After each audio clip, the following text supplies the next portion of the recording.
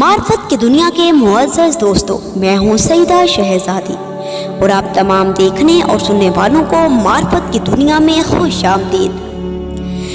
नाज़रीन गिरामी, अनकरीब इस दुनिया में एक अलहामी रहनुमा का नज़ूल होने वाला है और इस आलमी रहनुमा यानी इमाम महदी अलैहिस्सलाम के ज़हूर के बाद क़यामत आ जाएगी। ये बात तमाम मुसलमानों की किताबों में मौजूद है।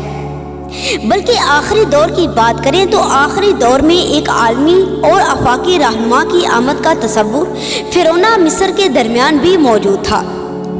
बस इसके नज़दीक इसकी पहचान ये थी कि आखिरी दौर में जो अलहामी रहनुमा आएगा वो आसमानी और ज़मीनी कुव्वतों का मालिक होगा और वो जिस चीज़ को हुक्म देगा वो चीज़ उसकी पैरवी करेगी। नाज़रीन गिरामी, 1927 में अजीम मुफक्कर डॉक्टर डेविडसन ने इस पर एक किताब लिखी कि आखिरी ज़माने में क्या होगा और कब अलहामी रहनुमा की आमद होगी। डॉक्टर डेविडसन ने अपनी किताब एहराम और इनका आसमानी पैगाम में लिखा कि आखिरी दौर में मुहलक हथियारों और बारूद से नस्ल इंसानी का सफाया कर दिया जाएगा, जो कि आज हो रहा है।